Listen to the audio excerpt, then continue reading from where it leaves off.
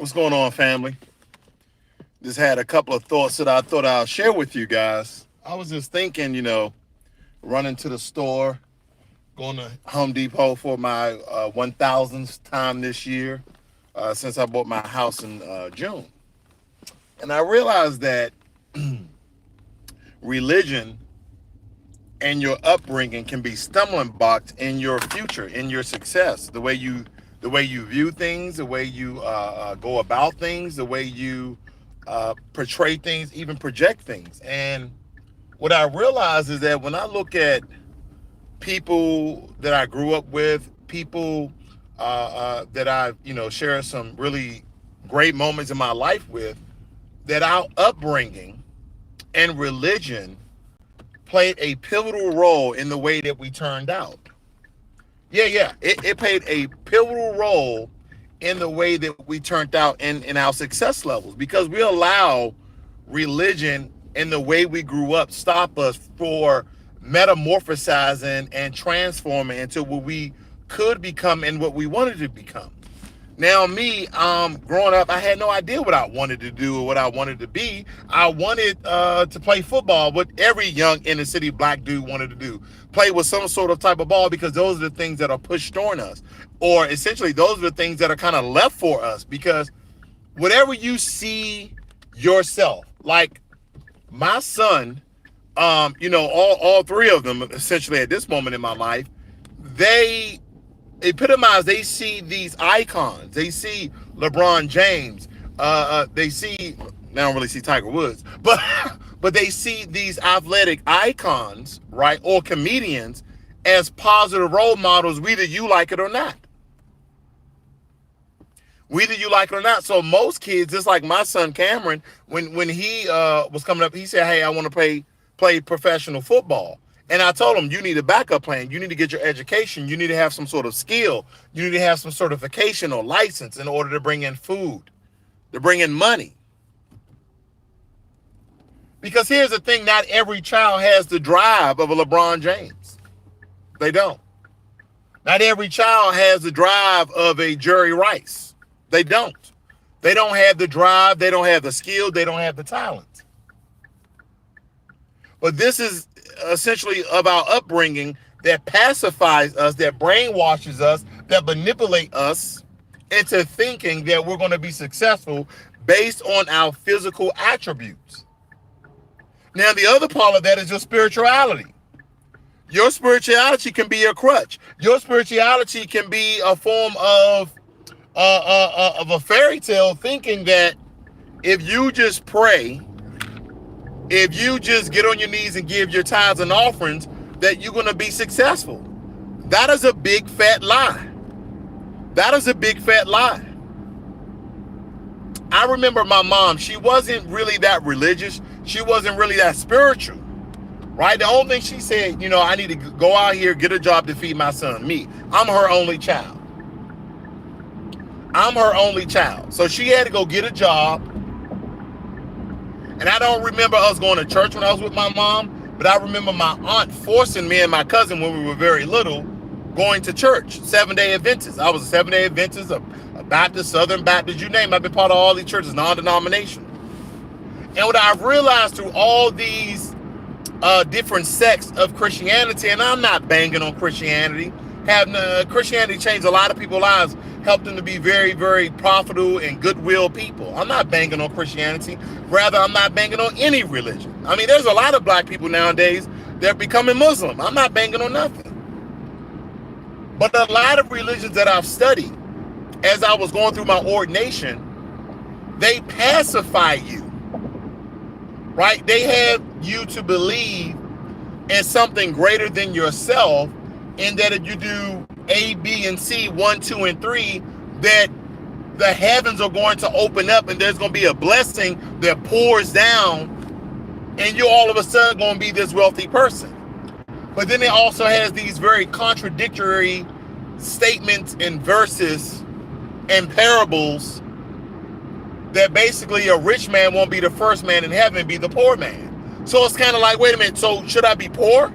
Or when I become rich, should I give all my money away? This can be very confusing for even the most holiest, church going people. That's why in church you really don't get good advice as far as business is concerned, as far as success. The most I've ever got, hey brother, just keep praying. Push. Yeah, I know that acronym, push. Pray until something happens. But you're praying and you praying with a true and, unadulterated heart, and you crossed all your I's, dotted all your T's. But this could be a hindrance in your life when it comes to success, because guess what? You see all of these other people who follow the same religion or who are in different religions be more prosperous than you. Take for instance Indian people.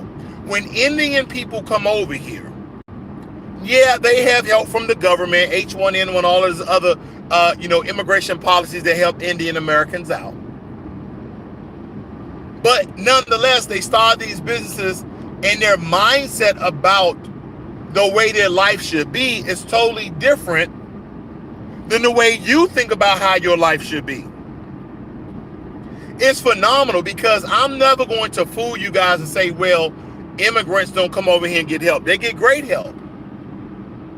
But what I realized, just in a very quick reflection of myself, growing up in a predominantly black community, going to church for the bettermost part of my life, and my upbringing has been a hindrance in me being even more successful than I am right now.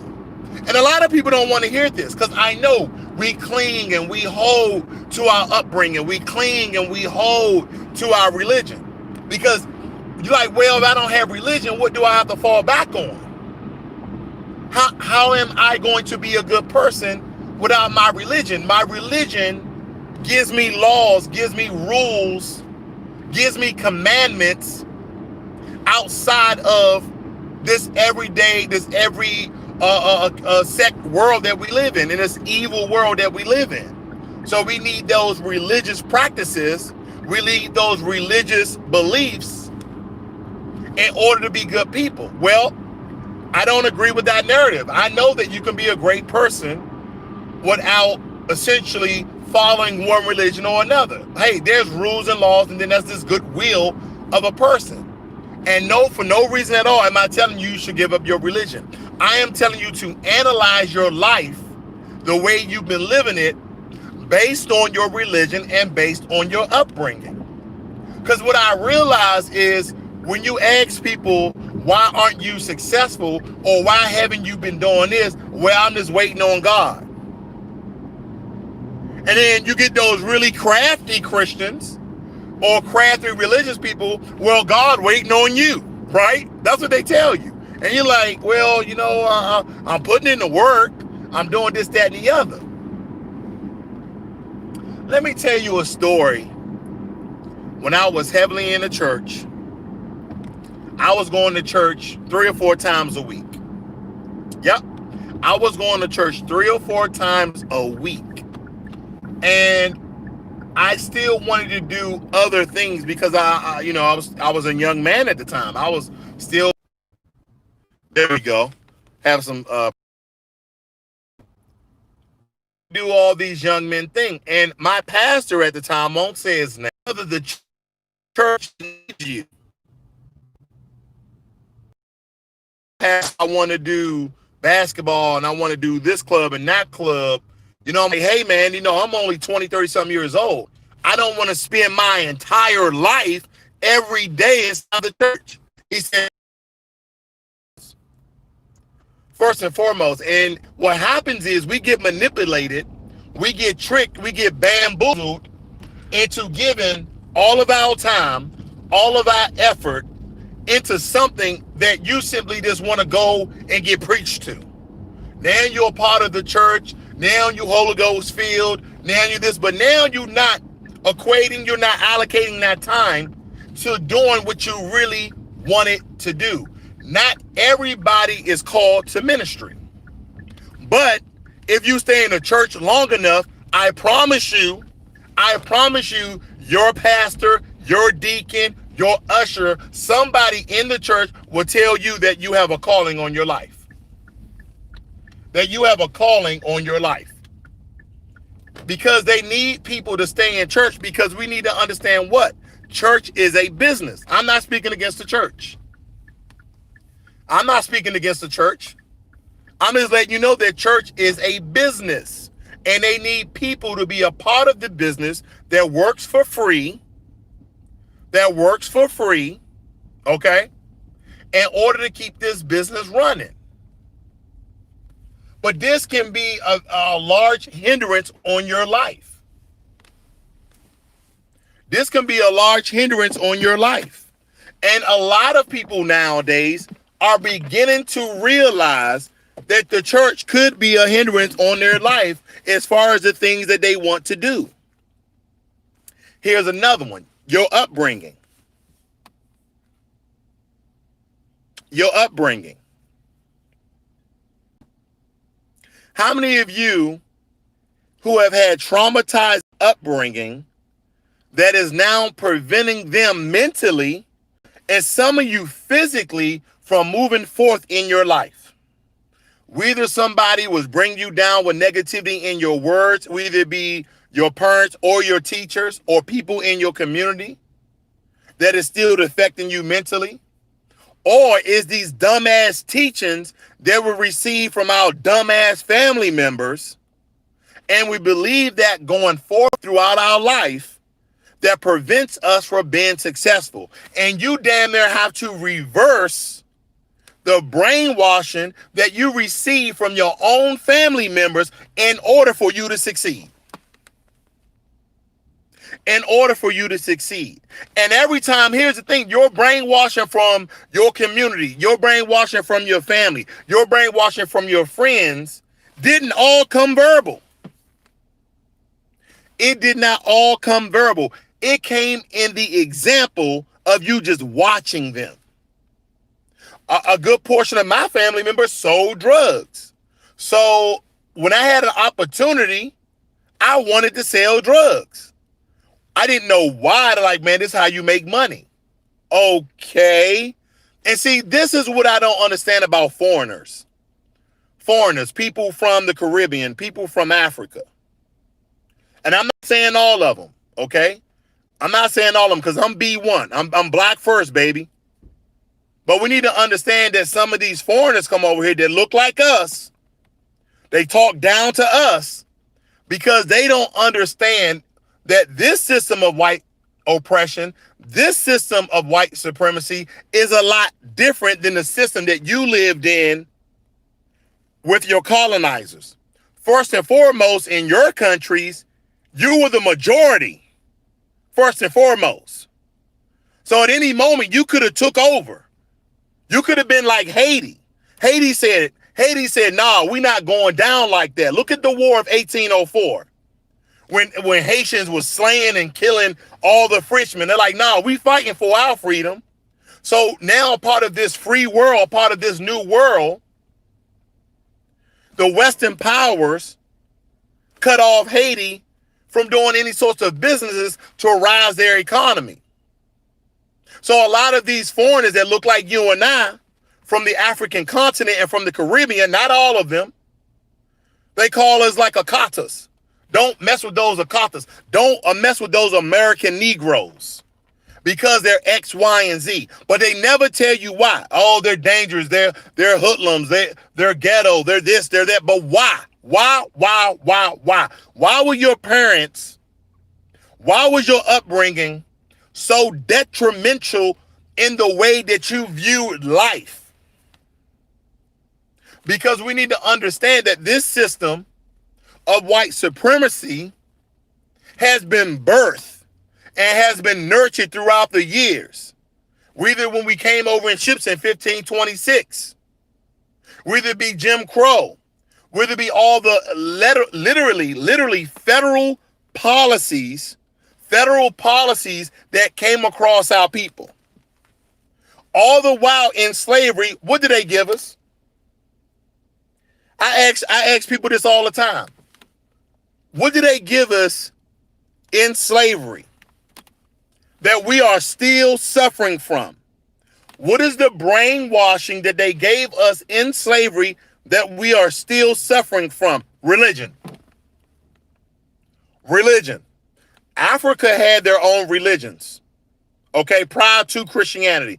Africa had religions prior to Christianity. And the reason why I'm talking about Christianity so heavily is because that's the majority of black people in America. Quote unquote African Americans, quote unquote American descendants of slaves. We lean on Christianity, but when was Christianity really given it to us? Beaten into us, burnt into us, hung into us, tortured and raped into us. See, this goes back deeper than surface. A lot of times when people tune in to people ranting and raving and talking about in-depth conversations of this, why, and that, and this, you guys want that surface talk.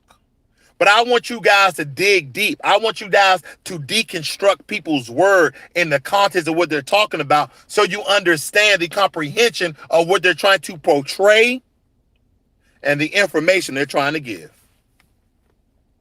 Because it's much deeper than what you really think it is. Because when I'm talking about upbringing, I'm talking about upbringing of your mother and father, the upbringing of their mother and father. Because have you noticed that the wholesome black family has disappeared in the late 60s, early 70s?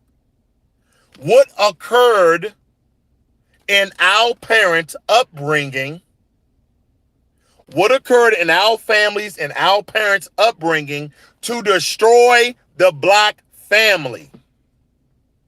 To destroy your upbringing? Generation X, the millennials, and some of this, if you don't fix it, will go over to Generation Z. What occurred? The crack epidemic. Those occurred. See, they